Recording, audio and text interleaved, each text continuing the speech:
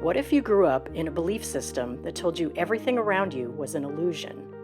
What if you were told everything that happened to you, from being sick to stubbing a toe to being bullied at school, was your fault for not knowing the truth? What if you were denied even the most basic health care, from pain pills to checkups to vaccinations? How do you unravel yourself from this belief system? And what happens when you do? My name is Hillary Alexander, and this is Leaving Christian Science. Welcome to episode 9 of Leaving Christian Science. My guest today is Emily, who once again I know through the Ex-Christian Scientist Facebook group. Hi, Emily. Hi, how you doing? Good. So Emily's going to tell us her story of growing up in and leaving Christian Science. So Emily, why don't you start by telling us how far back in your family Christian Science goes? I am fifth generation. So Whoa. on my mom's side, my dad was a convert, but on my mom's side, I'm fifth generation. And it's a very interesting lineage because Christian Science was scattered throughout my mom's side of the family. There were lots of Christian Scientists and Freemasons. I don't know why. Hmm. Um, and but this particular line of Christian Scientists were my second great grandmother, who was a German immigrant and a Lutheran originally, converted along with her daughter, who was about 20 at the time, my great grandmother. I'm sorry, my hang on, grandmother, great, okay, two greats. Wow. Two greats and one great converted together as mother and daughter just before my great grandmother got married. And so my grandmother was raised in it, my mom was raised in it, I was raised in it, and we all were raised, I assume, very much the same way. It was 5 generations of radical reliance. So, Yeah. So I'm going to assume that probably dipped into the 1800s, huh? oh yeah, oh yeah. I think they converted somewhere around 1900. Like it was early. That's wild. Um, when did Mary Baker Eddy die? 1910. Maybe. Okay, so So she would have been she might around still have still. been alive when they converted. Yeah, Yeah. they Wow. were in So, Chicago at the time. So, yeah. So now did your dad convert for your mom, oh or yeah, was he no, it already was converted and then they met? no. She was the reason he became a Christian Scientist. He was his parents were sort of lapsed Catholics, and he was raised in one of those, like, every weekend his grandmother would take him to a different church. So Hmm. he would go to, a Lutheran service, a Methodist service. He would go to a Catholic service. He went to a Jewish temple. He went to, he went to a mosque. He went everywhere. And so he was very much a religious seeker, and he'd already found his way to a religious culture too by then. And so my mom came along and was like, basically, if we're going to be together, you can't be doing these other things. It's Christian Science or I'm gone. And so fortunately, he was already amenable to culty ways of thinking and different kinds of magical thinking. So it was not a difficult conversion. He didn't have what you've described as your mother's, like, early, conversion uh, zealot Deal. qualities. Yeah. He wasn't the die-hard Christian Scientist, but he didn't have to be, because she was, and all he had to do was toe the party line. Support her in that. Yeah. Yeah. So using the term radical reliance as you did, I'm assuming you grew up with no medical Oh care yeah. as I did. I was born in a hospital, which, thank Me too. goodness. I don't know why they caved to that particular convention, but there was no follow-up. There was no dentist visit. There was no Oh, optometrist. There was no nothing. I so you didn't go was to the dentist the even. Nope. I Wow. went nowhere. I avoided everything, and had toothaches as a child. And then when I finally took myself to a dentist in my 20s, I had a few cavities and a root canal to deal with. But it's okay now. But Got it early. yeah, yeah, the first doctor I ever saw was at Planned Parenthood when I took myself at 19 or 20 years old. Yeah, God bless. I didn't use the term God, but God God bless bless Planned Planned Parenthood. Oh Parenthood, my God, those people are wonderful. Oh, Yeah. I love them so much. You're definitely not the first Uh, person I've heard on here or anywhere in the ex-Christian Science sphere talking about how their first medical experience was Planned Parenthood. Yeah. yeah, yeah. And they were so uh, patient and understanding. And I didn't say anything about what my background was. But I think I did say something about like I haven't been to the doctor before, or maybe I lied and said in a long time. Yeah. um like I confessed to a certain amount of nervousness, but they were so sweet, and that was like my toe in the water of, oh, look, they're not monsters. Yeah. Maybe this will be okay. Yeah. I use Yeah, the term raised by wolves and they just sort of totally. Me too. laughed. Absolutely. And it's so, and it's a hard, like, it's hard to reconcile that, because growing up I would never have thought that, and I know you've had these kinds of conversations on here before. Like my parents, my mom, I think I mentioned, maybe I haven't mentioned yet, my mom's dead. She died this year. So but growing up, my parents were loving, tender people, gentle hearted people. Mm, um but then there was also this medical neglect and emotional neglect and emotional abuse, and all, like, and it, like, to look back, and it's hard to imagine those sweet faces also being the source of the problem. yeah. Yeah, definitely. I heard something recently that really struck me that said it's hard when the source of your comfort is also the source of your abuse, Yeah, which obviously applies to most parents, I would say, because that's who that yeah, person is in your life, is the person who comforts you and so intentionally or not abuses you. It's yeah. really difficult. Yeah. It really resonated when you and Kara were talking about, uh there's anxious attachment, there's avoidant attachment, and then there's, what's the disorganized attachment. Yes. Yeah. And that was the one I was like, oh, that one's me, because I do both. And it Yeah, me depends on the too. situation. It's like, come close, but not that close. Go away, but not that much. Yeah, which can be very confusing for our friends and romantic partners. Yeah, just a bit. God bless them once again. So growing up, complete abstention from medical care. How was it for you mentally? Were you completely in, I'm going to be the good little Christian Scientist? Were you skeptical? Where were you at? I was both. Emotionally, I was all in. I like, this is, 5 generations. This is family culture. This is just the way the world is. It never occurred to me that Christian Science was not true. Um, you know, on a conscious level, like, this is just the way it is.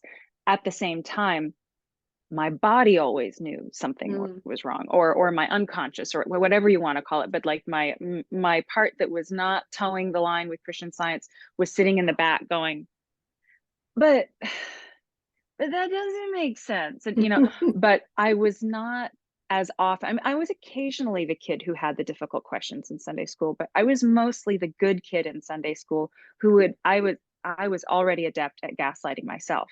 So yeah. when that little part of me was like, but that doesn't make sense, I already had a part in the front of my brain that was like, pipe down, that's not helpful. They're just going to tell you that you don't understand it, and that God is love, and you're not, demonstrating properly. You know what you have to do, and you just have to study it harder, because clearly you're not getting it. So Mm, I would kind of shout my own self down. And so I was both all in, and I was sowing doubt the whole time. yeah. I think that's probably true for most of us because like I had Mhm. mentioned when I talked with my sister, I always had this looming question of this circular logic of why are Yeah, we fighting something to know its that's not unrealness if real. it's not even real to Yeah, begin with. And that was always there in the background. And I think probably like you, I never quite articulated it that way, but I think I probably also shouted it down or just yeah, sort of dismissed it and was like, well, and there's no answer to this question. So move on, keep being a Christian Scientist. yeah. And I don't know about you, but in the environment where I grew up, it was not always safe to ask a lot of questions. Mm, Like it was not I don't mean like physically safe, like you ask the wrong thing and you get backhanded, but you ask you if you make the mistake of asking a dumb sounding question, you get the answer given to you in a tone that lets you know how dumb that question was. And Emily, you know that's not true.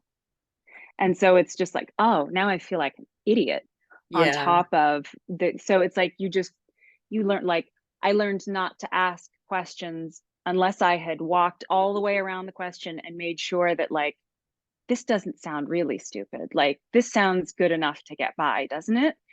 It's not going to piss them off too much. Ask the question, you know.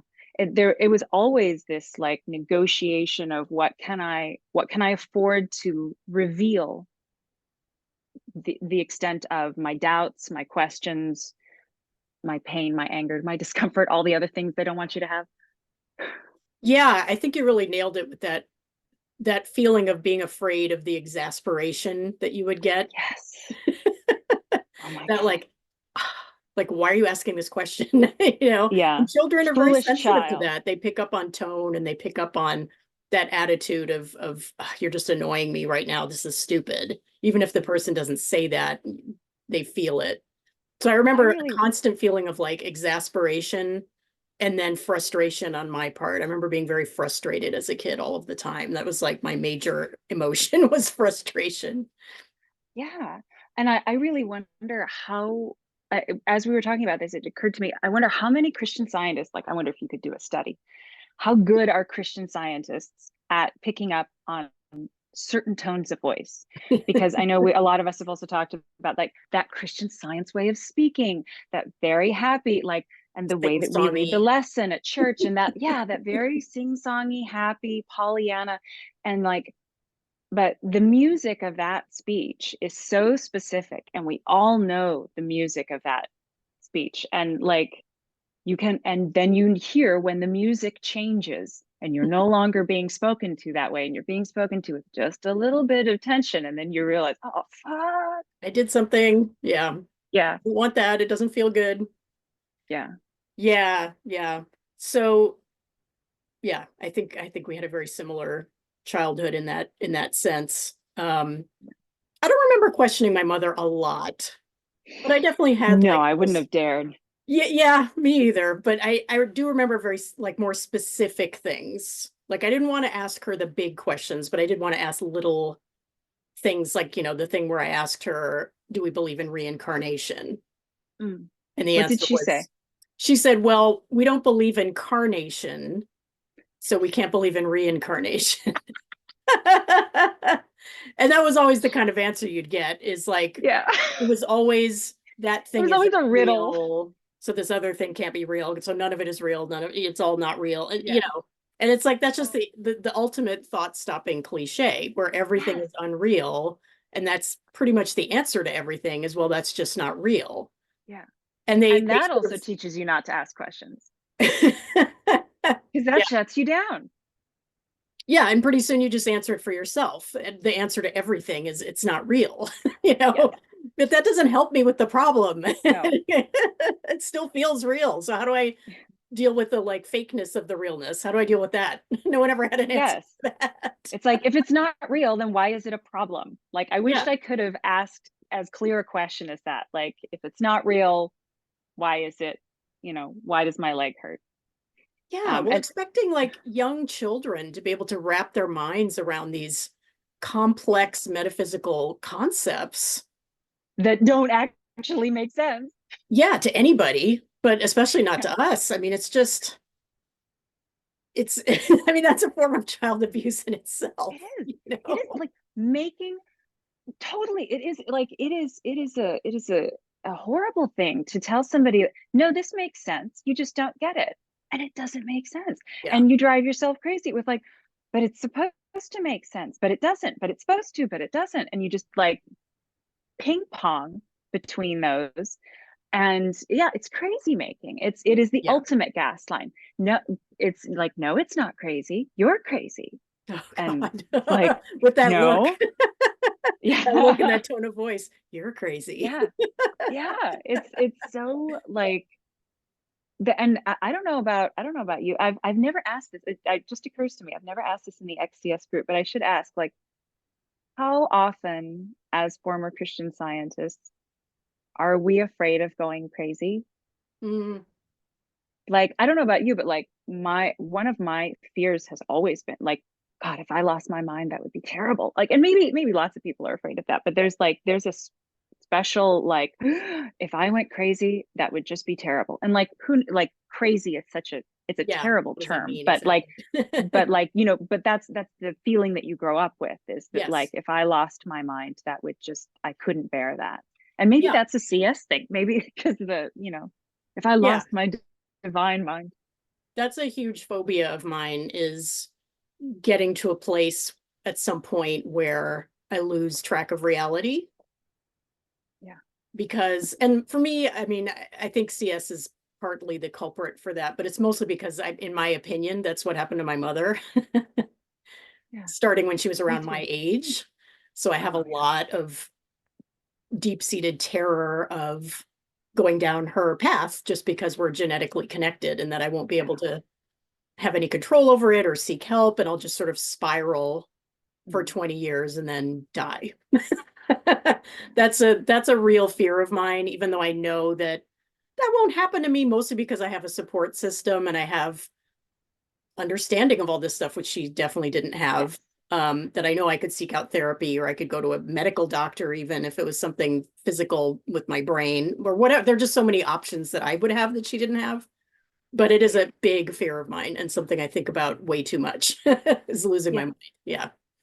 No, me too. And my mother is also the reason for that, because Mm, I don't think my mom didn't lose her mind in like a you there's not necessarily any one diagnosis that you could definitely, like, I'm not gonna, like, she never got diagnosed with anything, and yeah. I don't have the expertise to diagnose it. There was a lot of narcissistic tendencies, there were a lot of OCD tendencies, there were a lot of ADHD tendencies there, um but who knows if there were enough diagnosis points to qualify. But her grip on reality, especially as she got older, was just looser and looser, and it was just harder to talk to her. And and some of it is, older people can neglect themselves, and it doesn't have to have anything to do with Christian Science, and you can still find out that your mother is just spending an inordinate amount of time watching YouTube videos and thinking crazy things. But it felt extra CSy that Mhm. that's where she started to go, that like, oh God, now you're just listening to crackpots on YouTube, and like that's, and you're not getting out in fresh air, and what are you eating and all that, just. Yeah.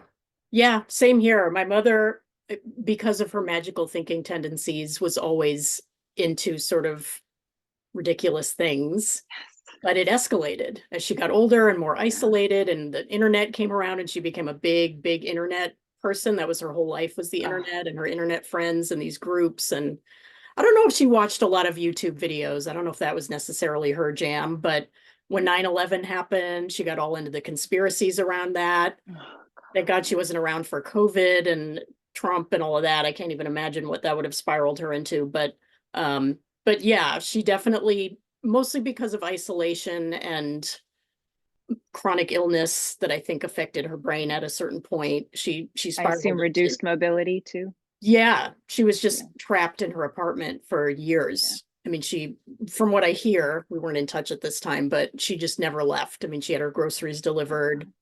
She never saw anyone in person.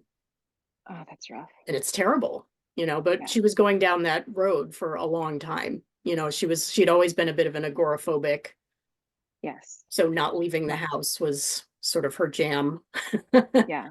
And I My I mom have was those tendencies also, so I have to really fight against that. Yeah, my mom was very much the same way. Very like, don't want to go out, very shy, don't talk to me, hide from the camera, like just don't, she was just always hiding in one way or the other. She stopped flying decades before she died, when they started installing those, post 9/11, those body scanners where we stand like this, where they, and like, she was just like, I don't want people peeking at me. Hmm. And that was her whole reason. And she was like, so she's never flying again. And those were the last. And like, possibly also now that I reflect on it, she had chronic back pain, she had chronic this, that, and the other thing. And as her mobility worsened and she gained weight because of it, and also she was heavy, like her weight fluctuated a lot. Like, it probably was just, it's not comfortable for any of us to be on a plane, but of course she would make it about not wanting to be peeked at. Yeah. And I could see my mother Focus saying on that. something like that too. Yeah. Just sort of this odd, illogical thing. They just kind of have to go, okay. Yeah. I'm The not going to fear argue. of out there and the people out there and what it like, and just like, it's something that I sometimes feel in myself. And then I have this like huge, fuck that, I'm getting out of here. Like Yeah. there's this responsive part that's like, no, that way is madness. Yeah. I mean, I think especially as women, the terror of inheriting our mother's worst traits is really intense. And it's something, again, I spend way too much time thinking about and being afraid of. Am I going to be like that? Am I going to be like that? And there's this weird feeling of inevitability about it. Because, that phrase, we all turn into our mothers. Yeah. But I also Well, know and that and and society also reinforces that with it does. I think that's part of the baked in misogyny too, is that, Sure. watch out that you don't become a shrew like your mother. Yeah. Oh, yeah. Misogyny is a big part of it. But I also know that it's not inevitable. No, It's not. We it's have not. control over this to a huge extent.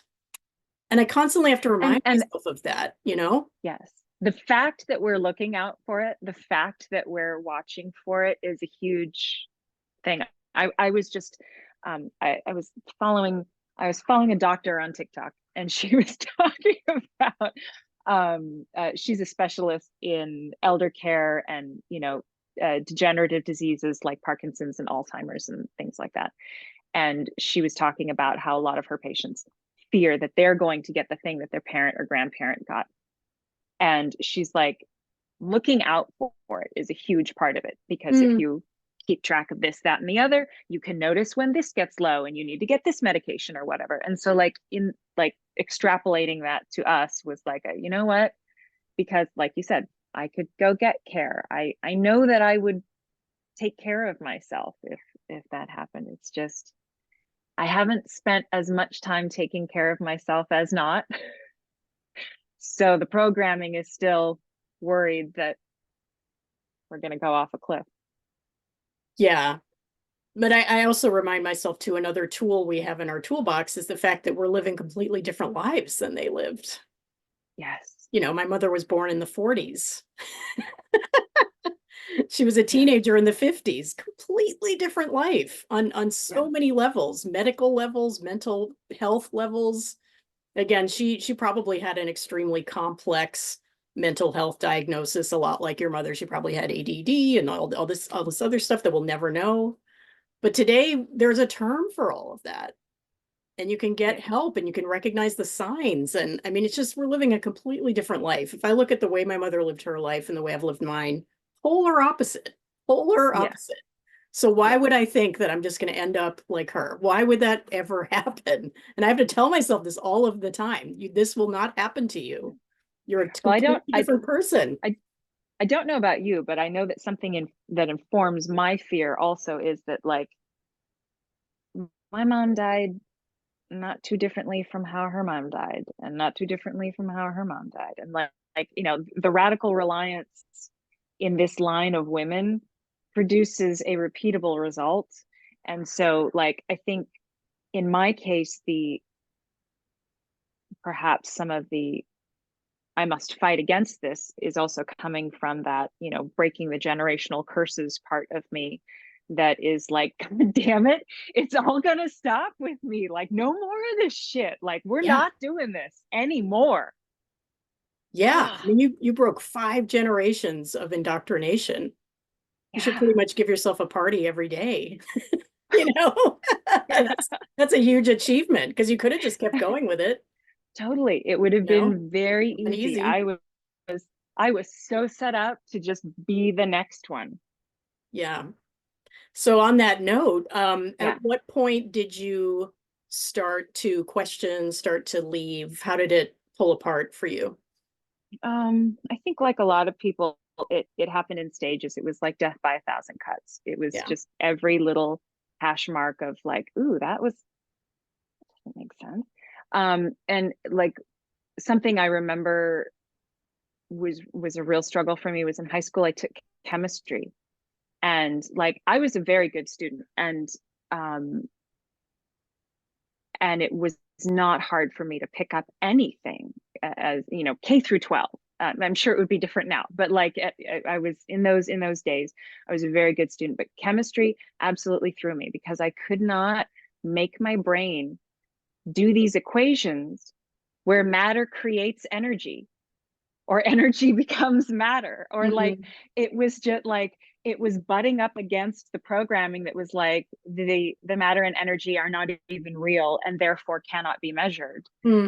And I'm going, but you know, but it's like I don't know if that was exactly why I was having trouble with it, but I never knew what the problem was. I would get like tutoring after class or after school every day for this, and I was just barely scraping by.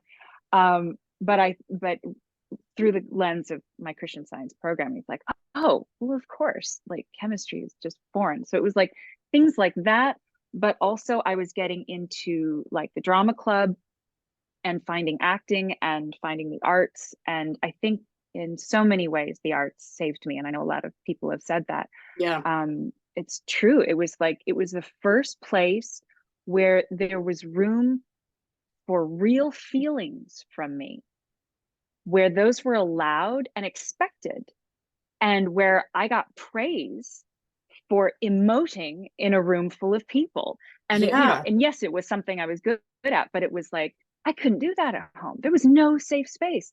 I started keeping a journal when I was 11, and I've started rereading through it for the first time, and it's blowing my mind. And I'm writing like there is nowhere I can go to like be alone, to be like I have no space of my own. Even and I had my own room, but like I don't know if you felt that. I was talking about this with my therapist recently. There was just always this feeling that like I was being watched Hmm. by God, by family, by what. There was just this sense of like at any moment I'm going to be seen.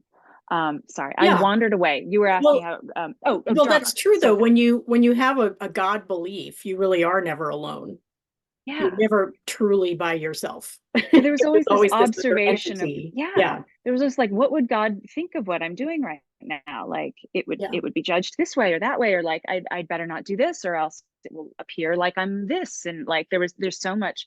And acting was a place where they wanted to see your intentions and your feelings and all of that. And I could be fully me. And so it was like that was the first like it was probably the first place I felt seen. Mm. And Safe. so that would, Yeah. yeah, and safe, and that was like a huge lifeline. So it was like being confronted with like, you know, so the chemistry, the drama, and then my in also in high school I was starting to deal with pain, chronic pain. First of all, it was my I've had dysmenorrhea ever since I was 16 years old. Dysmenorrhea is terrible cramps, basically. Oh, It's like okay. that they can't explain. So I've every month, pretty much since I was 16 years old, like my period started when I was 14. So it took a couple of years to get terrible, but then it's just been bad.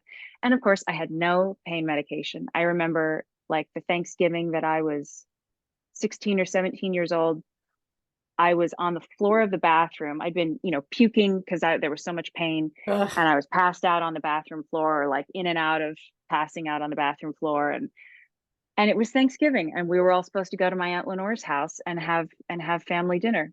So they went, And left and you I there. was left home to pray about my Yeah. situation because there's nothing they're going to physically do for me. They're not going to give me Tylenol or ibuprofen. They're, you know, I just have to manage my own puke and pain, and so things like that, Yeah, and that's very the Christian unjustness Science-y. of that. Yeah. It's very. But then I had this terrible horseback riding accident too, around like the summer after that, where I went to AU in Colorado, Adventure Unlimited, the camp, and I was a counselor in training, so I was in an authority position with the kids, but I was still a minor. But they work you like an adult and they pay you like a child. It's The it's a CIT terrible. program. Yeah. Yes, that is like criminal CIT program. Um, I was in the horsemanship program, and the camp had just acquired two brand new horses, and nobody had ridden them yet. Nobody had checked them out to make sure that they were safe. They were just sitting in a pasture somewhere, and my regular horse was not available. So they said, go get one of the new ones. And I didn't know any. I found out later that nobody had checked this out. I didn't know that there was anything wrong with what they were telling me to do. So I go get one of those horses, and it was my job to carry everybody's lunches as this on the saddlebag. So I had this big thing of paper sack lunches full of like PB&Js and stuff like that in a big saddlebag. Made a lot of noise, and horses are easily spooked. So we took off for this trail ride. The saddlebag shifted. The horse freaked out. Took off running back for the camp. I couldn't get the horse to turn or stop or do anything. And just as I was about to contemplate an emergency dismount, because we're approaching this 9-foot metal fence that we're going to crash into. Mm. And the horse stopped on a dime, and I pitched and hit the ground and smashed into the fence and was all scratched up, and it shattered my helmet into 7 pieces. Thank God I was wearing a helmet. Yeah. I don't believe in God, but thank God I was wearing a helmet. um, and it was 2 weeks before I could walk again. I had a concussion, and they didn't do anything. Ugh. They took me to the nurse cabin, which is just a cabin with a couch and a bed. And I was hysterical. And and before they even took me there, they of course, sat me up off the ground to see if I could just get up and, get back on the horse. And my clothes were torn, my pants were split. I couldn't, like, if I, they were going to fall off of me. I couldn't stand, and I was starting to hyperventilate and all of that. And they're telling me, you need to get up because the campers saw you go down, and we don't want to add to their fear or make them afraid. So you need to get up and show them that you are not, that man is not harmed by this or whatever bullshit. And so I'm like, and I'm not even, I'm barely conscious. Like my helmet's just come off. I'm like, what? I can't. And so they get up on either side. They lift me up off the ground and like drag me, because my feet are dragging behind me, to try to show the campers that I'm walking to the pickup truck. Wow. And then they put me in the truck, take me to the cabin, because I can't help them get my clothes off. They've got me down on the couch, and they're cutting my clothes off me with scissors. And I'm screaming and crying, and they're trying to find out if something's broken. And like they're, pulling my clothes off, and they're like, this is never, there's blood over here, but and like, but it's the Christian Science way. They're like very sort of like, I'm hearing them whisper to each other, but like they're not announcing it to me. And over in the corner, I will never forget. It's insane. It's like some camp mom somebody pulled in. She's probably a practitioner, but some random lady is standing in the corner with her books and shouting at me to repeat after her that God is my life. She was trying to get me to say more complicated things, and I couldn't follow her. Like, she was trying to get me to repeat science and health quotes and stuff like that. And finally, like, the only thing she was like, fine, just say God is my life. And I was like trying, like, I'm God, like that, like it was completely surreal. And not long after that, I totally passed out. And I should have been airlifted to a hospital. I should have my parents should have been called, and they weren't. Wow. It was days later when I was like coming around and like thirsty, can I talk to my mom? Did anybody call my parents? And they said, no, we didn't want to call your parents. It was something like it was some version of, we didn't want to invade your spiritual privacy. Mm. Like if you were working this out spiritually, we didn't want to go reporting something to them that was untrue if you were just gonna, My God. like, so they couched it out of respect for me. They did fuck all. Yeah. And so then I'm like, I guess I should call my parents. And so then I get my mom on the phone and I'm, sobbing. And because I'm crying so much, I can't really explain to her what happened to me. All I say is I fell off a horse and I'm in the nurse's cabin and I can't get up and walk yet. But I don't even think I said I can't walk. I just said like it hurts and I can't get up or something.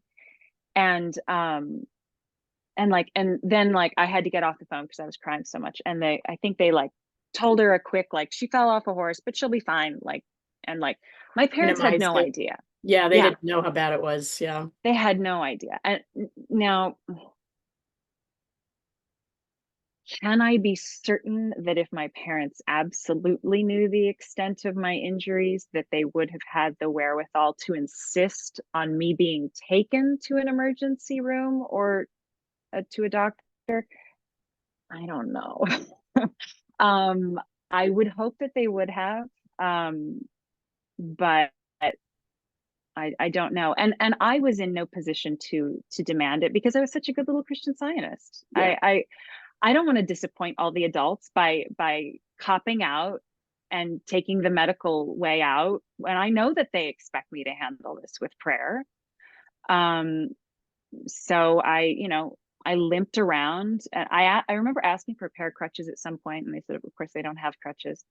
So I had to like hold on to furniture and like because it totally jacked up one hip and I've had chronic back pain ever since. I Mm. mean, for other reasons too. It's not just that, but that didn't do me any favors, I'm sure. So it was like these things kept happening where it was like, this is really not. It's shaking all of my affection for Christian Science. Yeah. You feel And betrayed by it. yeah, because I this thing that I loved that I tried to understand, and I didn't always read the lesson perfectly every day, but I read the lesson a lot, and I really I was in earnest, and it was so demoralizing on top of everything else. And so by the time I got to drama school, well, and also going to Prin, really like if you want to hate Christian Science, go to Principia.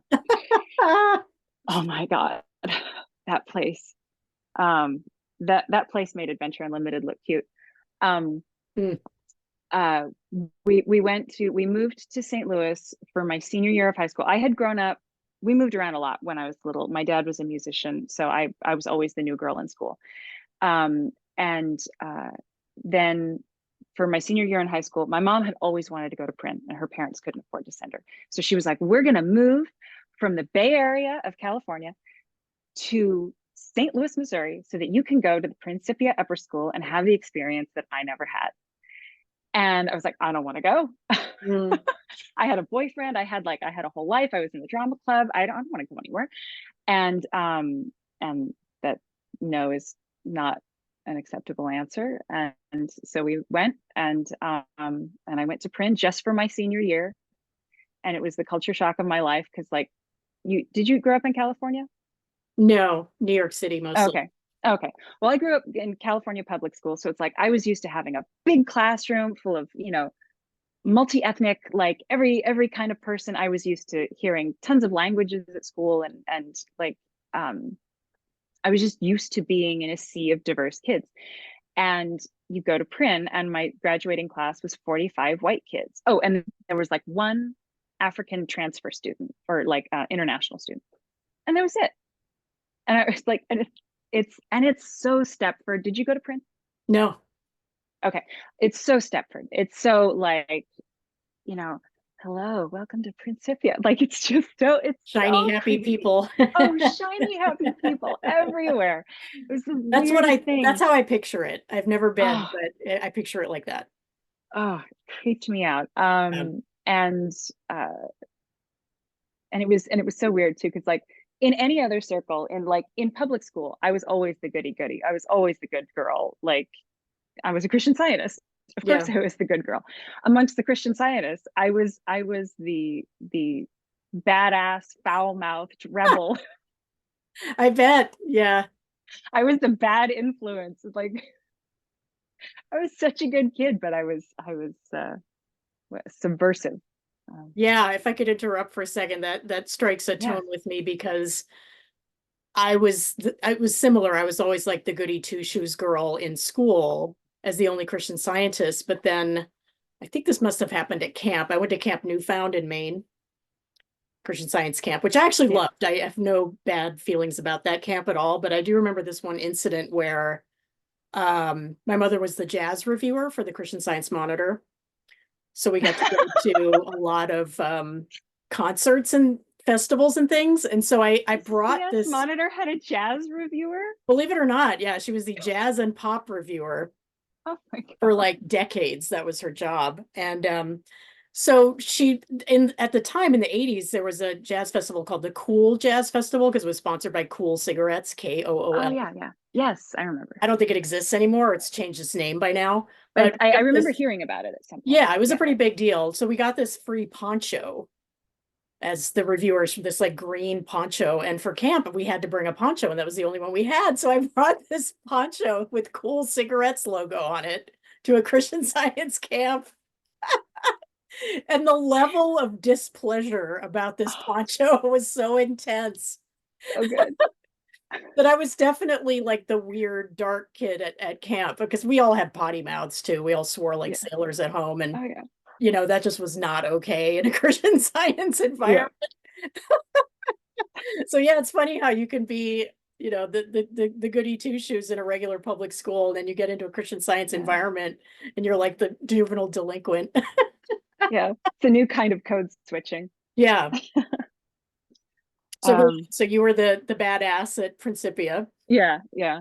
But I was also like the badass who was like, I was such a good girl. Like, and like, even then I was trying to like Principia. I was trying so hard. I was trying to make friends, and I did make friends, but like you're making friends your senior year of high school, and they've all been together for many years, so it's very clicky. It's very hard to like really feel like you're connecting with people and that people are really interested in you beyond you just being one of them.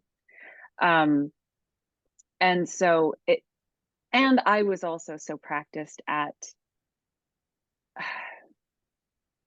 being a good Christian Scientist that I probably was not. It's the disorganized attachment. I was not. You couldn't get that close to me anyway. Mm. I wasn't going to be totally honest about the things that I was afraid of or angry about, or I'd be a little honest, but I'd layer it with other lies or half truths, because as a Christian Scientist,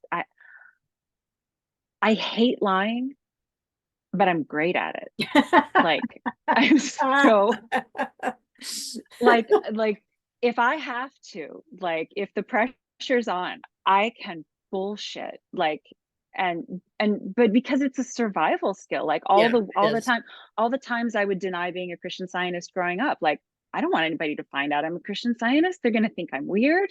They're gonna like, and then when the child cases were on in the 90s, and like I don't want to be mistaken for one of those families. I would lie and tell people that my parents took me to doctors. Mm.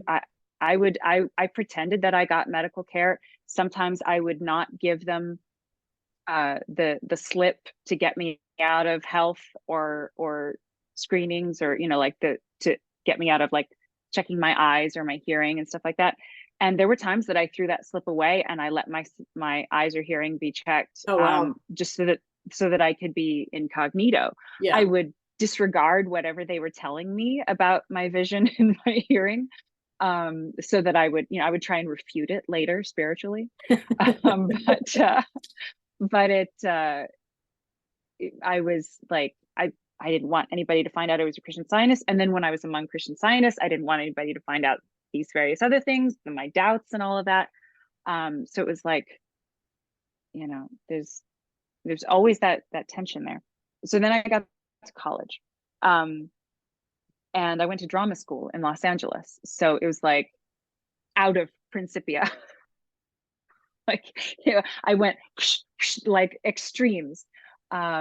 And so now I'm in this wonderful supportive artistic community. And I think if I had been a little braver at the time, not that all my choices were out of fear, but if I had been a little more daring and had had any therapy, any kind of emotional support in an organized fashion, I think I would have left in college, and that would have been the end of my exposure to Christian Science. But because I was not yet in therapy, and I was, when you're in CS, all the shame and expectations, and you're like in this box of, there's so few options. And so I met a Christian Scientist in college, and he was much older, and he was class taught, and he was very sure of himself, and he was very sure of Christian Science, and he was very sure of me, and he was sure of all the things that I was shaky on. And so we fell in love and got married, and there was love and happiness, but it was a Christian Science marriage. And so and I don't know if you've ever had one of those, but they're not a lot of fun. Yeah, explain what that was like. What do you mean Christian Science marriage? It was very much like marrying my parents. Hang on. Like, people talk about, like, oh, women choose men who remind them of their fathers, and I guess I can see some of that. But really what I married into was the exact level of tension that I had been raised in, and from a similar kind of marital tension, because of course you get programmed emotionally with all the tensions that are in your parents' marriage, so that you can bring those to your marriages and your relationships and work those out. Yeah. And so, I came in programmed to replay the dynamic that my parents had. And he was right in step with that in his own way because of his background. And because he was the CS rock, it was a Christian Science house. And so I started taking myself to doctors like Planned Parenthood, and like, I took myself to the dentist and things like that. But they were really, little forays that I was doing by myself, that, he wasn't getting. Well, he was also getting some checkups, but it was one of those things where it was like we were doing hybrid Christian Science. We were getting some medical needs met, but we were still going to church, and we were still reading the lesson, and we were still in the community. And there was the sense that this sort of 1 foot in, 1 foot out would be okay. But it's not just about the medical, it's about the emotional environment. And it's about, all the ways that you're just not free to be anything but perfect. And if you're not, then you need to go read the chapter on marriage in the Science and Health to get your head on straight. Yeah. And so, like, that was my first exposure to marital counseling, was go read the chapter on marriage. And like, so I got married when I was 22, and by the time I was 29, I couldn't live like that anymore, and I couldn't articulate that it was about Christian Science. at the time, because I was just about to get in, or I started getting into therapy, and that is what gave me the courage to ask for a divorce and to leave. And it was extremely hard because it was not just leaving a marriage, it was leaving an entire way of life, an entire belief system. Because I knew by then that I was done with Christian Science. And I was like, fuck all of this shit.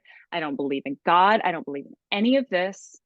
You people are crazy. This is dysfunctional. But I couldn't, because I didn't know yet that it was family culture, that it was part of our marriage culture, that it was just like how it was the water we were swimming in as fish. Like you can't see it.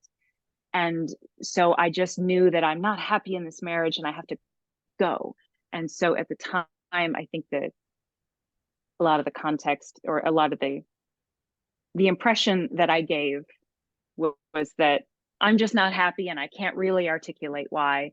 And a lot of it has to do with you. And I realize I'm also part of the problem, but I just have to go. Well, it starts there. And it starts with like, I'm not happy, yeah, you know? yes, yes. And I knew that I was, and I also knew that I was done enough that like, I'm not happy and I don't want to work on it anymore. We'd been working on it and I was like, I don't want to fix this. I want to just be free. And so it was, it was in some ways, I just realized in some ways, going hard at Christian Science was what broke me of Christian Science. Yeah. I was like, I am so hard on Christian. I'm gonna persevere. I'm gonna marry a Christian Scientist. I'm gonna like do the whole thing, and then I'm just gonna break through the other side. Yeah. I think that happens a lot with religions and cults where when people decide to really dedicate themselves to it, that's when it all falls apart. Yeah. Yeah. Because then you realize how little there is to stand on. Yeah. So then I got into therapy, and at first it was just basic talk therapy. So it was just like talking about a divorce, talking about the new boyfriend and that kind of stuff, and occasionally talking about my difficult mother. But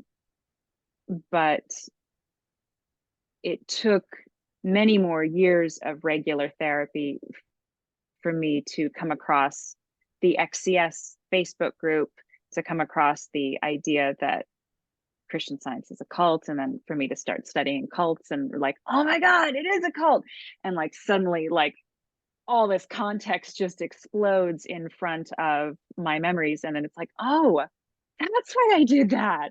That's why I do that. Like, and now it's like I'm in this season of like, oh my God, look at this other crazy Christian Science thing I do. It's like, Yeah, that's the best thing about wow. the group is just finding that community of people who have these odd experiences and thoughts and connecting 100%. the dots of so it's such a journey of self-discovery, of realizing like, oh, Yes. that's why I'm like that. Yes. That's why I And do that. also, yes. And also taking those things and no longer seeing them as just affects that are only mine. Yeah. That it's not just like Emily's weird personality and she has these issues, and it's not about me. It's like, because like so many things I have in the context of either like I got involved in some of the Katie Bimesh's Fellowship of Former Christian Scientists, her thing. It's a Christian organization, but there is like a little secular section of it where you can take workshops that are not religious. And those have been very helpful for just like working with therapists who are leading us on a group, and like, this is the way that like Christian Science like totally turns your sense of self upside down. And like, these are the ways that you can get help. And these are the modalities. And like, this is how we understand trauma now. And this is how, all that kind of stuff. So that's been extremely helpful. And so either in the context of those groups or in the XCS space group, the opportunity to raise my hand and be like, I did this weird thing when I was a kid. Does this like, and like every hand goes up. Oh my God, me too. Oh my God, we did that in my family all the time. Like, oh my God, we were never not doing that. And so, and then to realize, oh my God, like none of this is unique. Like, we all experience it in unique ways, but like, it's like, this is the Christian Science culture. This is not my mom, your mom. Like this, like, it's like, remember those commercials in the 80s? I think it was like, this is your brain on drugs. Yeah. So it's like, it was not your mom, it was your mom on Christian Science. It Yeah. was, yeah, I mean, I like, it tend was to, also your mom, but it was like Christian Science is a huge part of it. yeah, I mean, I tend to bristle when, I tell experiences with my mother and people want to explain it away that it was just her. Yeah, And my thought of that is always like, well, yes and no. You yeah, cannot divorce the reality of Christian Science in this equation of why she was the way she was and why she died the way she died, especially. yes, You can't just pretend that none of that had any impact. It totally did, yes, especially how things went down towards the end. I mean, her personality was her personality, good or bad, for sure. And it existed before Christian Science in her life for 30 years when she wasn't a Christian Scientist. But Christian Science, in my opinion, exacerbated the worst parts of her. yes, She already had absolutely. narcissistic tendencies. She was already a feelings denier, having grown up in Connecticut in the 50s with super uptight parents. I mean, she had all of those things against her. But Christian Science just took that and just ran with it and said, not only Yeah, are these tendencies good, but they're spiritual. They're the best way yeah, to be is to deny your feelings and deny your child's feelings and to be a total narcissist. totally. It programs a lot of dissociation. It Yeah, it enabled encourages all that. of her worst characteristics. Yeah, and it reinforces it. And I really like, and I know that in the XCS group now, there's a conversation happening about that. Like, does CS cause insanity or various mental illnesses, or does it only exacerbate? Or and like, I see arguments on both sides of that, Yeah, me because too. definitely it exacerbates. And I'm not saying that you can be totally quote sane, go through Christian Science and like definitely you're psychotic. No, but it is a whole belief system designed to traumatize and shame and control you. How is that not bad for you? How is that not deleterious on your mental health? It has to be. And to what extent, it all depends. Context is everything, and how much agency do you have, and how much help and support do you get later, and all of that. But you can't Yeah. not blame Christian Science. It's such a force. Especially with what we know now about the importance of um, mental health and Mm-hmm. therapy and awareness of your various mental tics, whether it be OCD or ADHD or autism or whatever you have, which we all have a little bit of something. And then also the thing that's been occurring to me in the last few years is being in a religion that especially unique to us teaches you to disassociate from your body.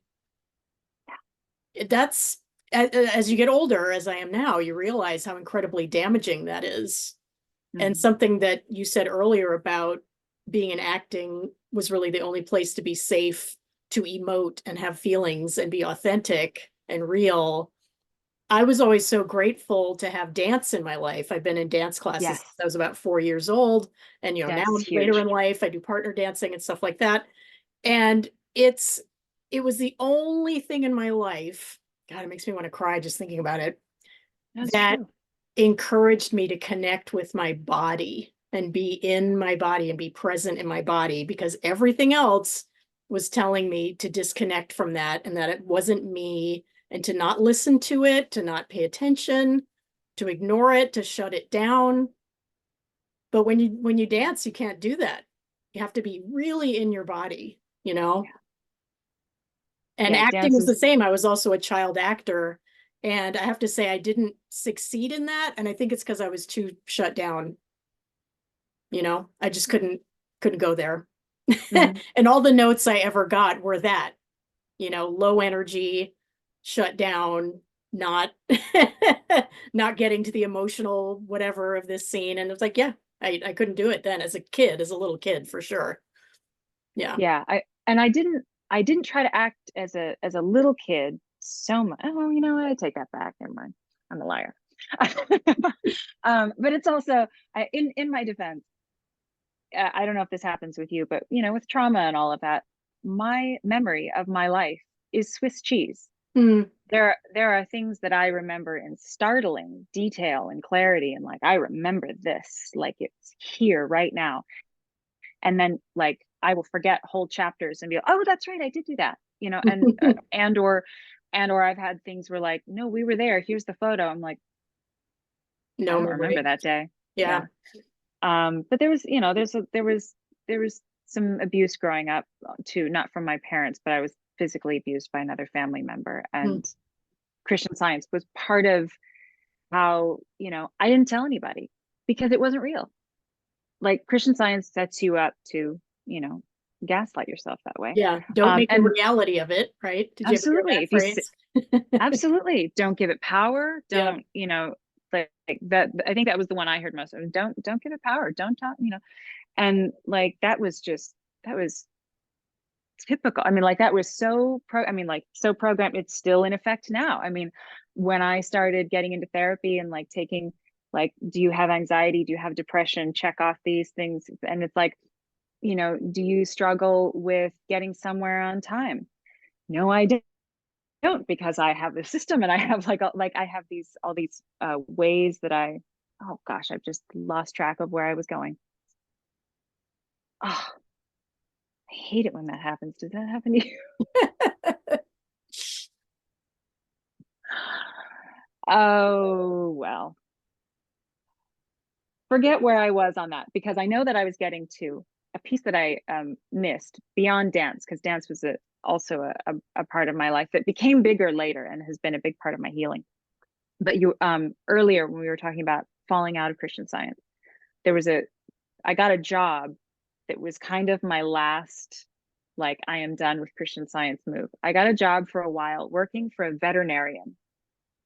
And I did that unconsciously, but very specifically to teach myself about medicine. Mm. Because veterinarians go to medical school same way doctors do. They are doctors. They just don't specialize in humans. They specialize in other animals. And as a veterinarian, you have to learn many different kinds of animals, not just one. And so they have a really, the good veterinarians have a wonderful medical know-how. And I worked for this guy for like 2.5 years, and um, there were some personality issues, but he was a brilliant doctor. And it was a fabulous education for me. And it was a big part of what got me over a lot of I still have fear and discomfort and anxiety about going to medical professionals, but it really helped to learn about how bodies work. And like I assisted in surgeries, and like I like learned how to deal with blood and fluids, and the physical reality of caring for a body. And I had to deal with euthanasias, and I had to, carry body bags, and like it was intense, but it was a wonderful education. And after that, there's a lot less stress when I have to go to the doctor or the dentist or anything like that, because it's like, okay, I've also been on their side of it in a way. Yeah, I think with things like that, because for us there is so much fear around medical things, immersion therapy actually really does work. Just being in it, you realize like, oh, this Mhm. really isn't that scary. It's really, Mhm. it's okay. I mean, for me, I think that moment came when I had my first baby, because I went Mm. from a life of pretty much zero medical stuff to being in it constantly, because you have all these checkups and there's all these issues, and you're just constantly going to the doctor and constantly having blood drawn and all these things that were so horrifying before and still are hugely unpleasant. But I just had to do it. I had no choice. Like, I have to do this. I have to just put my big girl pants on every day and go to yet another doctor appointment and be prodded and pricked and blood drawn and, medication. And I just have to do it. And it got easier. I was like, you know what? Yeah. This is okay. They're here to help me. Everybody's being kind. I'm not, I'm on the good side of medicine where I'm, creating this life. I'm not trying to save my own life. It was a different, happier way to go into medical stuff Yeah. rather than trying to survive. Um, Mhm. but yeah, it got easier and it got a Mhm. lot less stressful because I just did it a lot. Immersion Yeah. therapy. Yeah. Yeah, I I could guess see that. I guess I immerse a lot. Like I went hard at Christian Science. I went hard at medical. I just go hard at things. I Yeah. guess that's what it is. Yeah. Well, it's just so great that you were able to rescue yourself. Yeah, it was. It's something that's still,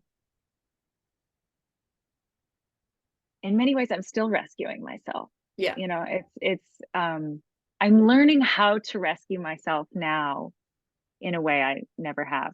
Um, but yes, also the various stages at which I got away physically. And I'm the only one in a family who was the most all in it and now the most all out. Mm, Everybody else is kind of scattered in the middle, either never got that close and therefore never had a reason to back away, or, various stages. I mean, my mom went hard at it, and she died this year at 66 mm. of heart disease, untreated. So, Yeah. I'm sorry for and your it was loss. not, thank you. It was not, it's not pretty at all. And it was so needless. I mean, she was going to die eventually of something, but she didn't have to die at 66 like that. I mean, it was dropped dead, and there was no reviving her. And they called the ambulance and they worked on her. And I think my dad tried to give her CPR before they came. Um, you know, they were talking him through on the phone because, of course, he doesn't know how to do that. Um, eh, so needless. Oh, Yeah. it was such a waste. Needless is definitely the word. I mean, when we think of our parents who obviously were considered, seniors, I mean, they were older, they weren't in their 40s, but still, we should have had decades more with these people. I mean, we were just robbed of decades of life with our parents. I mean, my mother shockingly lived to 76. I thought for sure Yeah. that she would have died 10 years before that. I was shocked that she lasted that long and the amount of pain and misery she was in. But she hadn't been in my life also since, I mean, she probably would have been around, I think, 60 when we kind of split. Mm-hmm. And that was the end of our relationship. She never knew her grandkids, Oh, wow. I mean, she knew of them. I mean, it's a tragedy. It's an absolute It is. tragedy.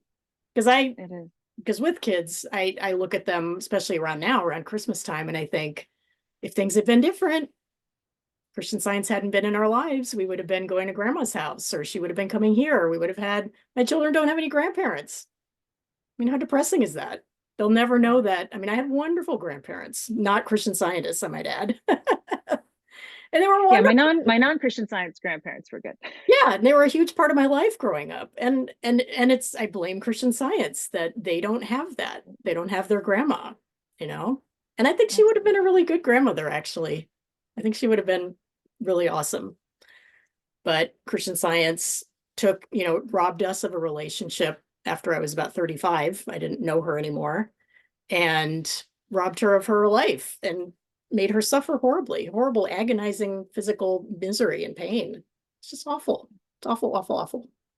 Yeah. She didn't deserve that. I keep saying that. No, She didn't deserve that. And your mother didn't no, deserve that either. no. Yeah.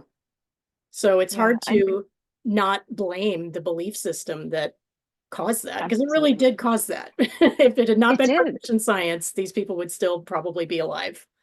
of course. Um, it yeah, I mean, a belief system, especially I think one of the most insidious beliefs that gets woven in is the idea that if you should mix your Christian Science with medical, you are diluting the potential efficacy of both of them. Um, Yeah. and I don't remember how the quote works, but that's what it communicates. And that idea that, like, oh, if you should, and so, like, she was so, she wanted to do the right thing. She wanted to do it the right way. so she was doing that. And, you know, if she had softened even a little bit, um, but I think also by then, and I think you've spoken with others about this, I think Christian Science, when they're younger, when they were our age, they were maybe more reachable. I think when my mom got past a certain point, I started noticing her personality change in the last 5, 10 years of her life, like, and not really a personality change, but like just a curdling of what had always been there. And it just got worse and worse. And like, there was so much more fear, so much more paranoia, so much more of everything, so much more bitterness, so much just the like that I think by then it was no longer even about the belief system of Christian Science. She was just in a tunnel of agony. Yeah. Because my dad also tells me that toward the end, like, she stopped calling the practitioner. Mm.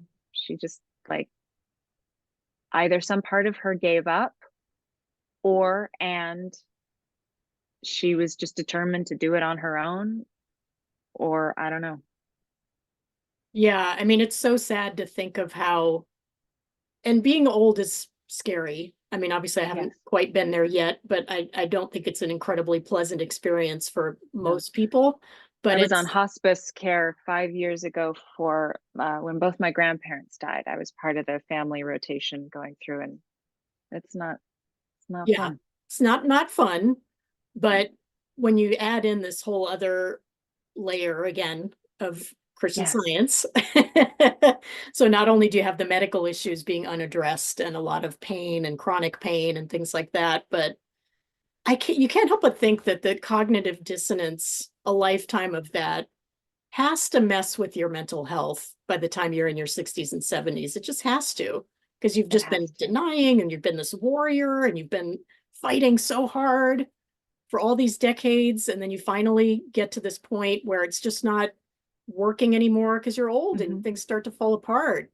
It's easy Yeah. when you're young and you're just healthy Yes. to see Christian Science working because it doesn't have anything to fix. Yes. And I remember you saying in some other interview on here where or somebody in your interview was saying that um to die feeling like a Christian Science failure. And like that really blew my mind, because like that I my mother had to have died feeling that way. Yeah, She mine too. had to, like, I can that just resonates in every terrible thing she said, every, like, just what, like, yes, she just felt like such a horrendous, shameful, wretched failure. And she, you know, died horribly. Feeling like that. Yeah. Yeah. I mean, I think my mother, I'm sure she had those feelings. I mean, I'm guessing, of course, I have no idea, but I'm sure she must have felt like I never got my healing. But also, I know that she had given up in the sense of she would say things like, well, it's not about the physical healing, it's about Yeah. this other thing. That's how they move the goalpost on you in Christian Yes. Science, where if the physical quote unquote healing doesn't come, which happens a lot, Yeah. suddenly, well, that's not the most important part. And that's not Right. what you should be focusing on. You should really be Yeah. focusing on your spiritual. I don't even know. Like, I forget the terminology they would use to sort of justify away why the healing Hmm. wasn't working. But she would say Yeah. things like that. She would say, well, it's not about the physical healing anymore. It's about this other thing.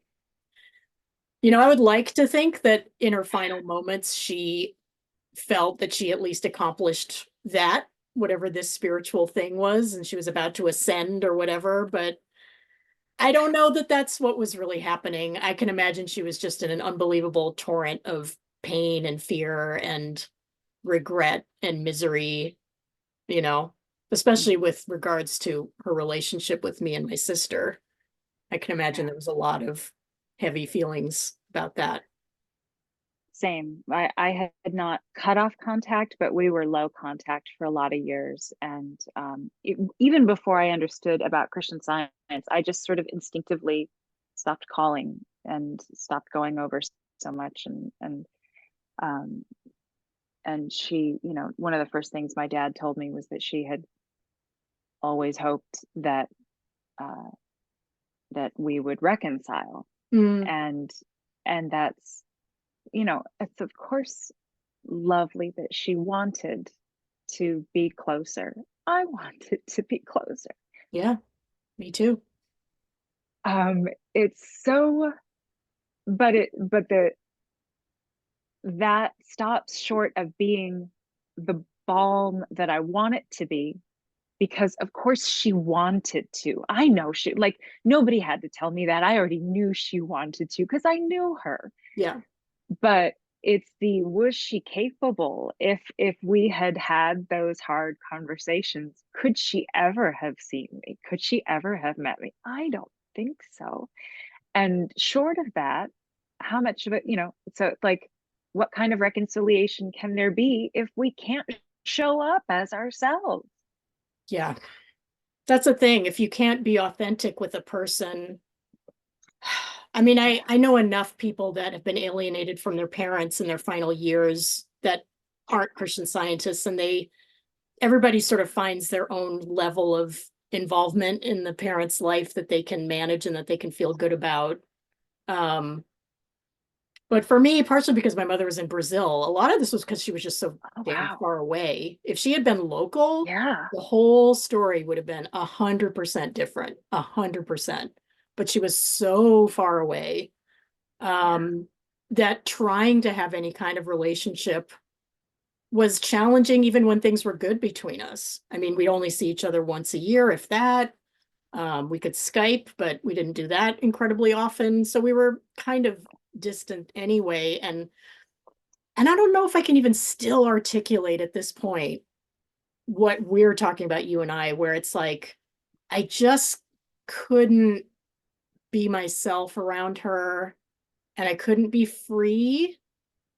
And it got to a point where that it meant that I had to be completely separate from her. I just had to. I don't know how to describe it. I had to Yeah. be, she had to be completely out of my life for me to be able to finally be a self-realized person.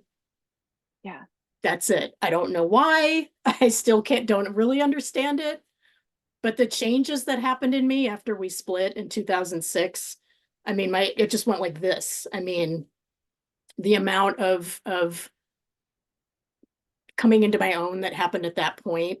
I guess Mhm. the therapist would probably call it individuation. I think that's what really happened for me at that moment, was incredible.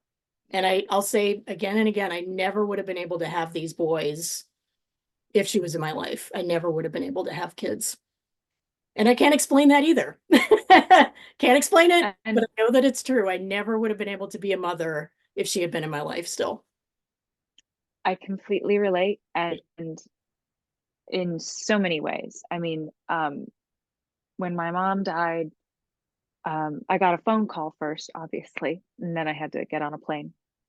Um, but so I got the phone call, and then I had to start making the travel arrangements and all of that. So I wasn't going to get on the plane until the next day or the day after or whatever I was able to get. Um, so that first day, I'm just at home. And my husband eventually came home from work. I'm remarried. And he's wonderful, and we're not Christian Scientists, and it's the best. Um, we'll get to that. That's a happy ending. Yeah. But the but there was a stretch where in the afternoon I was just home alone. I didn't go to work, and deal, like, my mom is dead, and there was this overwhelming feeling.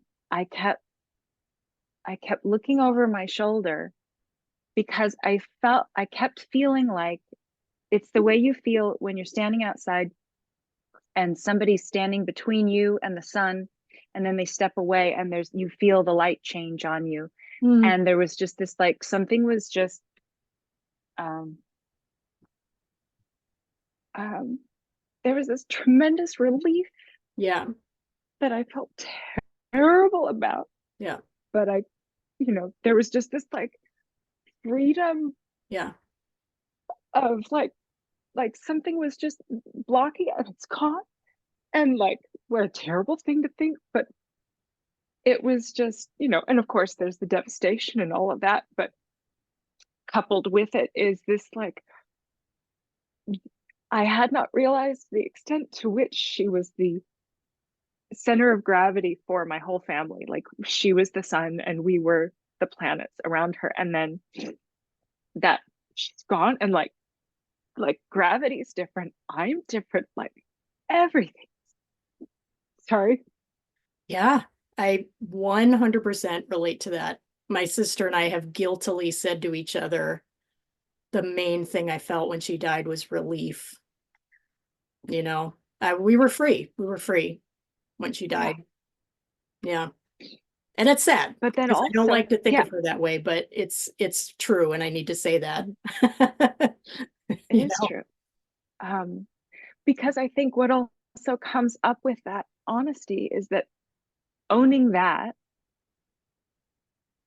I there's now there are now more colors in the kaleidoscope of how I feel about her. I was so angry at her for so Yeah. long Yeah, me too. out of survival, out of necessity. And it's easier to love her now. Yeah. It's easier to remember now that she was funny Hmm. and that she was, tender in so many ways. And so like this, all these memories come bubbling to the surface that are like, I forgot how much fun that we had doing that. I forgot this trip. I forgot. Oh, and so like, you know, in some ways she feels closer to me now than she did when she was alive. Yeah. Yeah. Somewhere in the pandemic, my mother died in 2018. And we'd already been alienated for 12 years at that point. But it was somewhere in the pandemic where there was this shift where I suddenly didn't feel angry anymore for the first time. And it was the first time I was able to hang a picture of her in my house. I hadn't Yes. a picture of her anywhere. I'd gotten rid of everything because I was so mad at her. I threw away like everything with her handwriting on it. I was so angry. And for the first time, I was like, I think I can have a picture of her. And I just started to have this feeling of like, I feel like I can let go of all of that darkness. And from now on, I'm going to choose to remember her fondly and remember all of the good things and all of the wonderful things about her that I got, that she gave me, because she did, because everybody's dark and light, you know? Yes, she was a narcissist. And I'll be dealing with the repercussions of that for the rest of my life. But she had a lot of wonderful qualities. She stopped cycles. Her mother abused her father abused her. Yes. She didn't do those things with us. She was super encouraging. She never, until the end, never said a mean or criticizing word when we were kids. She denied our feelings, stuffed everything down Oh, in that. science, which wasn't great. And I grew up in a pretty chaotic, unsafe environment, which wasn't great.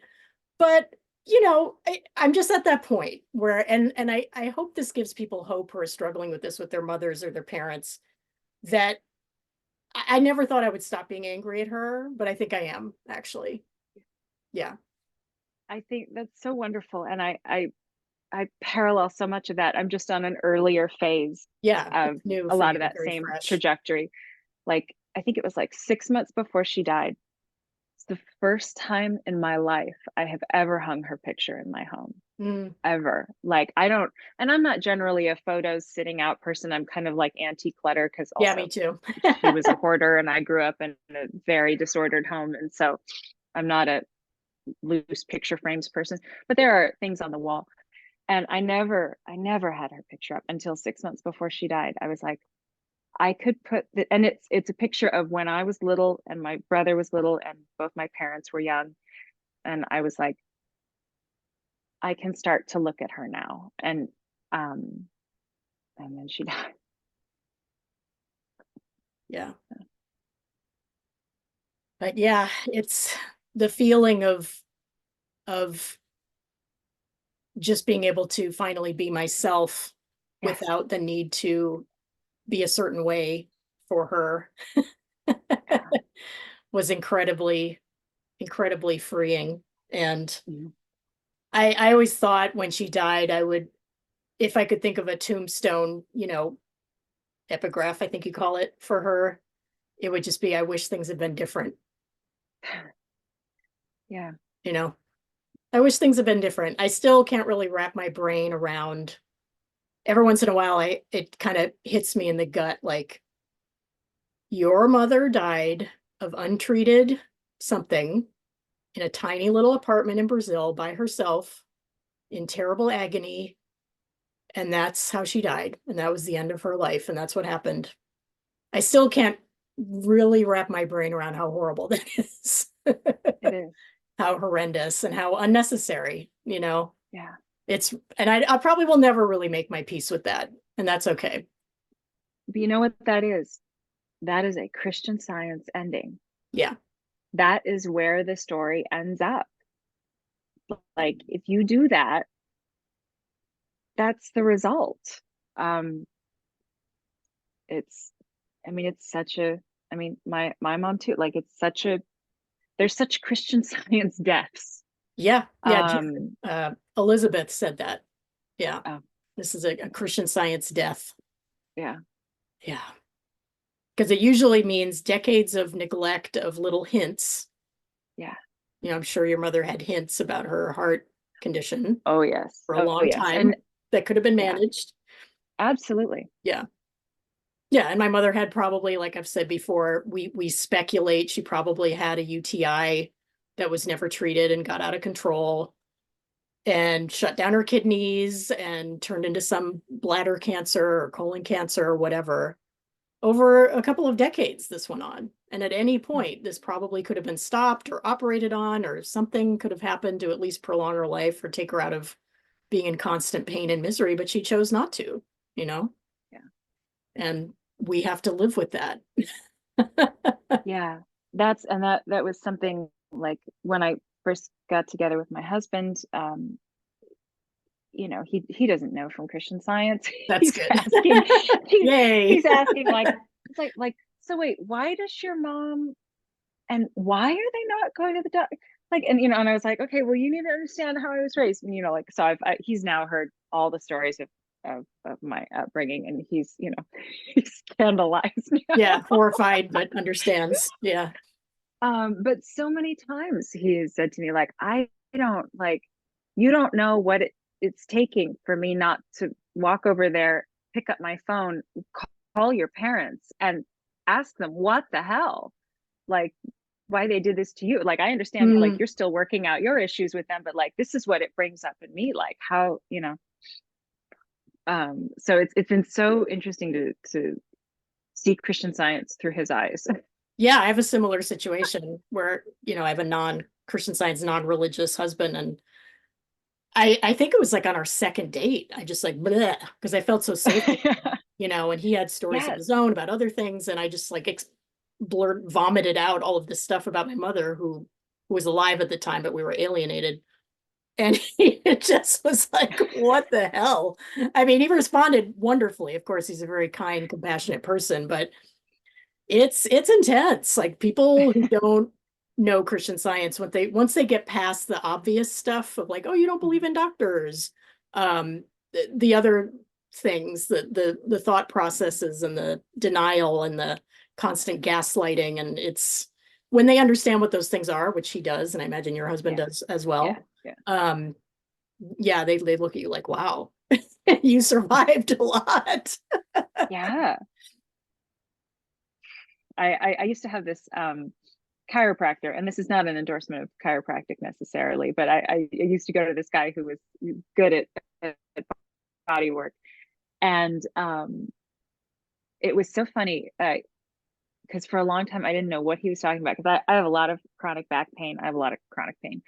And so as he was massaging me, he was like, he would always comment on like, like that, like these knots here and these bands of steel here and so forth. And and he was so perceptive of, muscle tension and all of that, that he could really read me and like, oh, you slept funny on this, and I was like, yes, and he, like, yep, so he could kind of read you that way, and he would, like, he would get to areas where there was like chronic pain. He would just be like, you're so tough, you're just so tough, and he would just like Oh, go on, and like I would always cry because it was like, yeah. I try. Yeah. We've endured so much and so much Yeah, physical agony. I mean, especially you as a young girl with those monthly intense yeah, cramps. I mean, I had cramps, but nothing like that. But I definitely had a mhm, lot of writhing around on bathroom floors for days, yeah, not wanting to yeah, just take an aspirin for Christ's sake, you know. Did a yeah, lot of that when I was younger. Yeah. So yeah. yeah, I mean, Thank who God for cannabis now. Oh my God, thank God they yeah. legalized cannabis. Shit, But I mean, who it's else way in a way easier on the developed system. nation does that? Just us. Yeah, yeah. It's so needless. Like, the technology exists medicinally to help you. And has for like Um, 100 years. yeah, It's like, what's our and excuse? we're just not gonna, because yeah, but it's so cultural though, because it's not even just Christian Science, and I know we've others have talked about how, Christian Science grew out of New Thought, and how it's so much a part, how so many of the Christian Science ideas are a part of American culture, Yeah. of capitalism culture, Yep. of Prosperity white gospel. supremacy culture, Yeah. of prosperity gospel, all of that. And the, like, because one of the first things when I was a Christian Scientist, when people would ask me like, what do you believe, and I would, try and give the publicly safe version of Christian Science, one of the first things that people would respond with is, oh, so like mind over matter. And I'd be, Mhm. yeah, like mind over matter. And they were like, yeah, like everybody gets that. That's a thing that everybody believes. That is total bullshit. Yeah. That is not a real thing. But as Americans, we just believe in manifest destiny and mind over matter. And you can just, through the force of your own personality, just make shit happen, that it like, and you can learn the secret, and you can manifest, and the universe can bring you this and all of it. And like, it's just so much. Like, are you kidding me? Yeah. Like, And we especially are like like, we what we know now, it's so dripping yeah, with privilege, with white privilege. yes, It's like it's really we are easy such to a think tiny speck in the universe. Yeah, but it's so why does easy to anybody think that care? your thoughts can give you this great life Yeah, when you've actually been given this great life because yeah, you're a straight white person living in the United States. hmm, Like that's why you have a great life. It's yeah, nothing you did. It's years of white supremacy and colonization that got you this awesome absolutely. life. It's like, who are you kidding? Let's be honest. Yeah, yeah, and like the, access to education and all of that. Like the um, it's so, and I know others have talked about like the Christian Science waspy culture of Mhm. show up in your Sunday best, and perform your demonstration of supply, and all of that. And it just, yeah, it reinforces all the classicism, all the racism, all the everythings. Yeah, it's pretty um gross. Yeah, I had this it one is. memory that I keep wanting to talk about on here. There hasn't been a time to bring it up, but so half my childhood was in New York City, and we would go to lectures, and it was always a bunch of little white people. And the lecturer was always like some older white man or woman. And I remember we went to this one where there was a guy, an old white guy, talking about having some kind of God revelation thought or whatever while he was flying his plane. So he's like flying his private plane up in the sky and having these like Christian thoughts. And there was an elderly black lady who got up and walked the fuck out right in the middle of that story. And she could have left for any reason. She could have been bored. She could have had to go to the bathroom. Who knows? But I remember as a little kid, my mother and we talked about this actually, because my mother was surprisingly hip when it came to these issues in that time. We both looked at each other and we were like, this lady knows what the fuck's up. Totally. And that Absolutely. I love moment that. when you're talking about race and Christian Science, like that moment just sums it all up for me. A bunch of privileged Absolutely. white people talking about Absolutely. how good they have it, I denying will say, everyone else's experiences in the world. Oh my, absolutely. And as a cherry on that, the best, hands down, the best Christian Science Sunday service I ever experienced in my life. One time, I was visiting a friend in Chicago, and he was in this neighborhood adjacent to whatever school he was. But he had found a local CS society. They didn't even have premises yet. They were renting space out of something that had probably been a bookstore or a video store or something like that. It was just like a storefront commercial space. They just had like curtain or blinds over it, and it was a room with chairs to the front. So it was like not posh digs at all. And it was this Black neighborhood in Chicago, and the entire congregation was Black. The mm, first reader and second reader were Black. I had never seen this in my life. I got the impression that maybe they had been a church of some other denomination, and somehow they got into Christian Science and their entire congregation went as one. I can't imagine, like, I don't know how they all found each other. Anyway, it was just like, and it was clear they hadn't been raised in Christian Science, because the the first and second reader would deliver the readings, and everybody in the congregation is going, mm-hmm.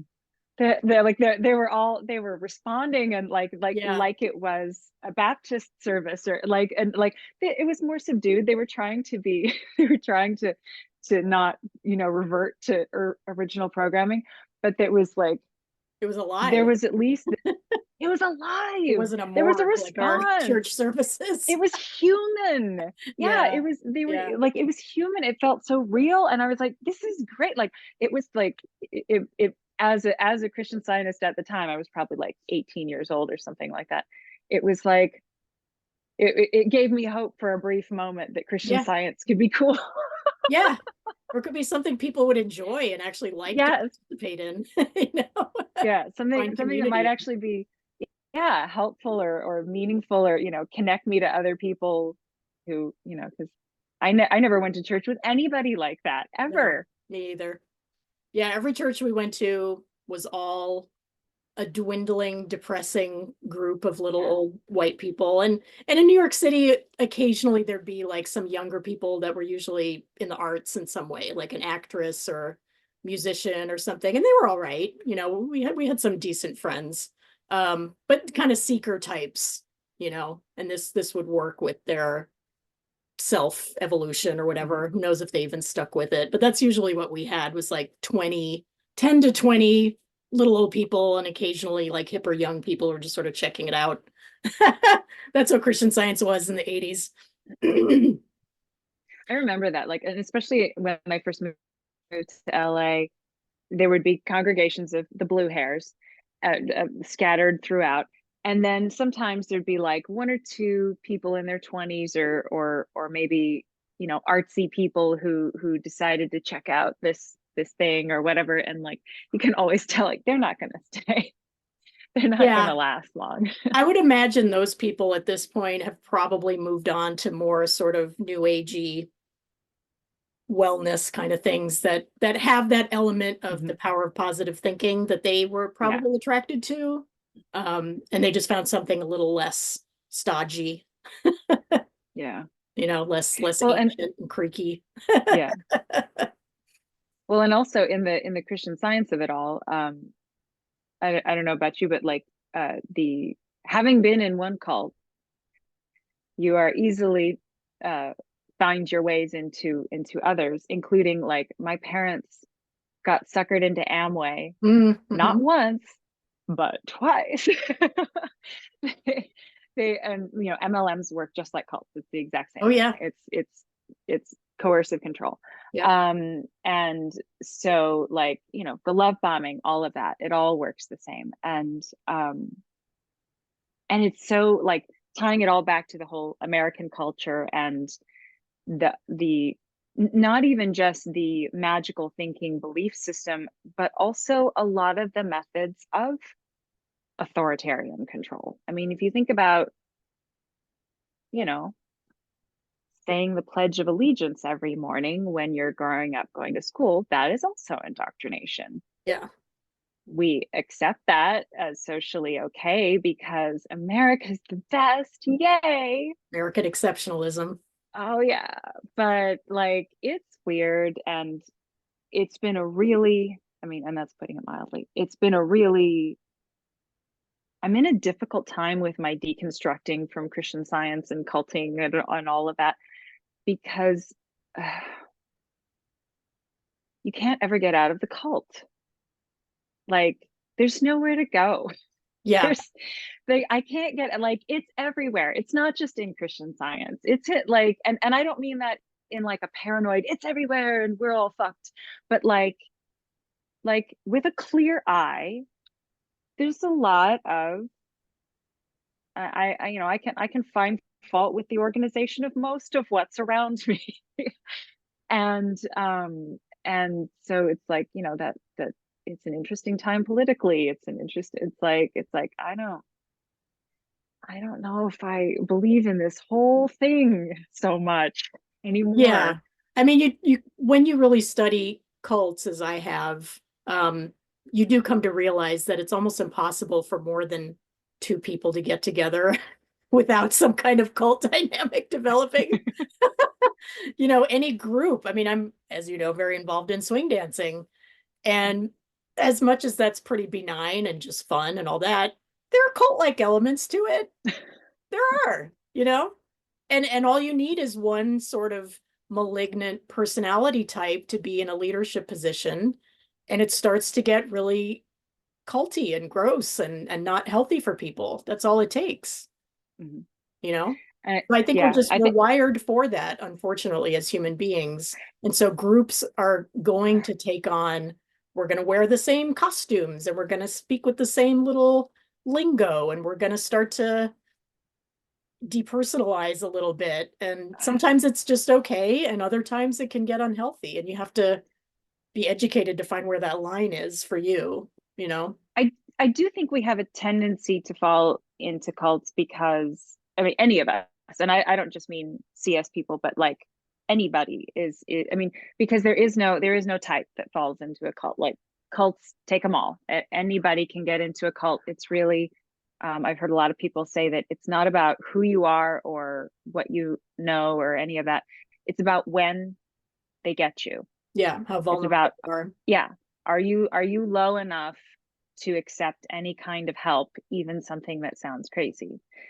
And any of us can get there. It's and shoot, where was I going with that?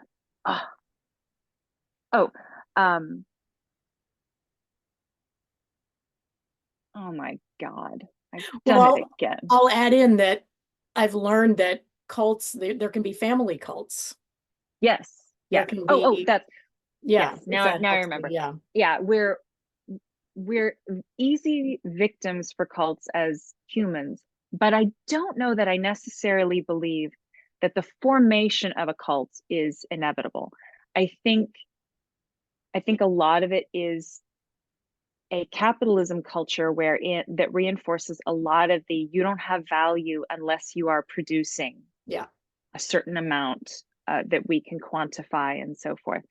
And I think that kind of baseline perverts a lot of anything that comes into contact with that kind of framework, like Hollywood. I work in Hollywood. It's very culty. Yeah.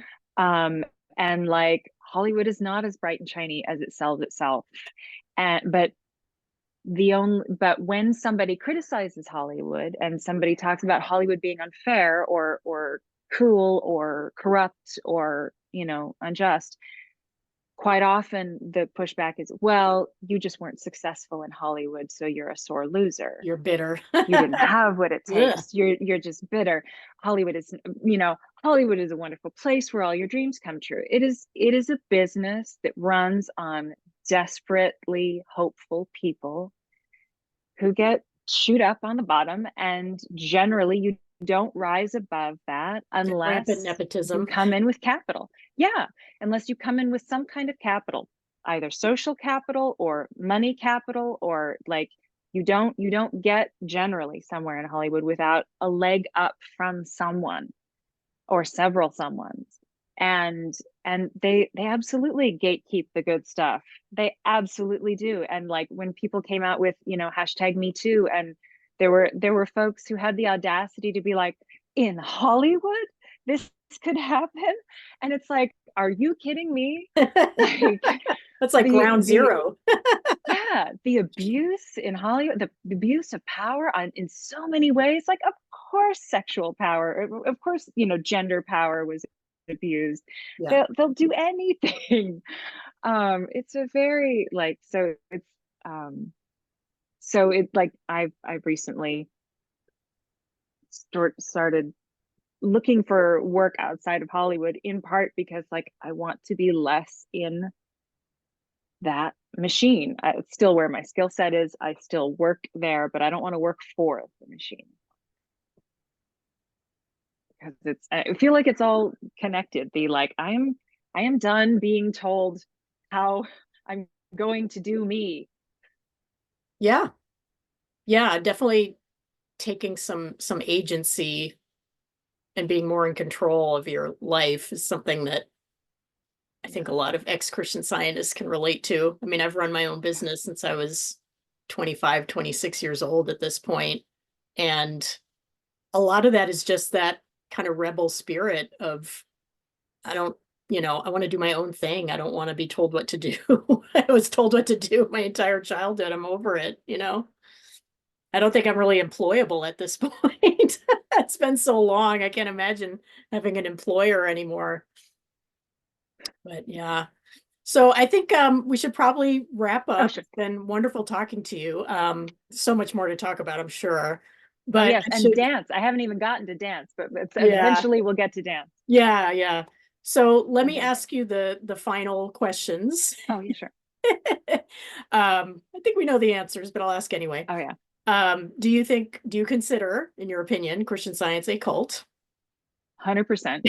And Yeah, if you're just not comfortable with the term, you can use a different term. You can use high control group, you can use authoritarian control, you can use all kind, like, find the right semantics, but it's a yeah, cult. yeah. It is, like, and I've had this confirmed by a number of professional sources. Like, it fits all the criteria. It's a cult. Yeah. And in your opinion, was Mary Baker Eddy a true believer or a con person? And I really do believe both.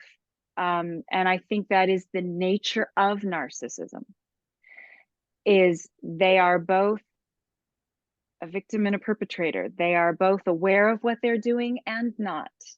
And they have control, but it's kind of like, but they're so driven by their trauma that they can't not do it. And it's like, because I struggled with that with my own mother. Mm, How can I, when she does these things that are hurtful, like, how can I, does she really want to hurt me? Is that who she is? Or should I believe that she's a good person who can't help what she's doing? And like, yeah. I spent so many years in therapy with like how to visualize her in a way that was not traumatic for me. Um, and she just, but the truth is, she was both, the way that Mary Baker Eddy was both. I mean, not that I think my mother was like a cult starting malignant narcissist level on that, but like, narcissistic tendencies plays out in similar ways, whether you're at level 100 or level 25. And I think Mary Baker Eddy was somebody who wanted to believe, and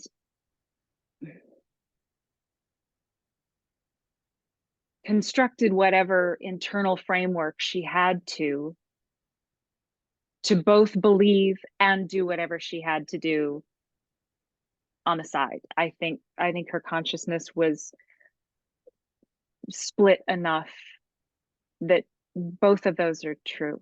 Mm.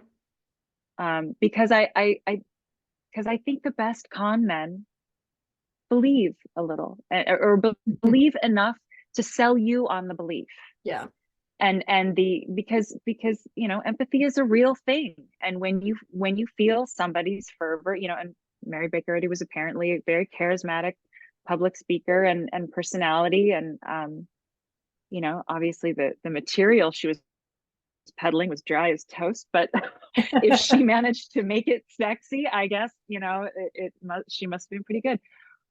But I mean, totally a con man woman.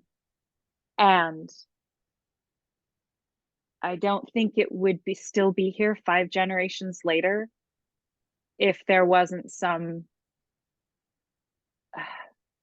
kind of kernel of something that feels true enough to people who are desperate to believe it.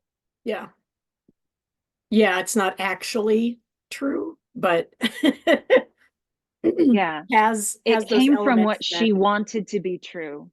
yeah, and has Sorry, those I didn't mean elements to that interrupt. appeal to desperate people, Yeah. Yes. Because it's she was like, a desperate person. Mary Baker Eddy yeah, had to be she a was. desperate person. Like, she was delivering the gospel that she wanted to hear, and she was cobbling it together from plagiarized sources.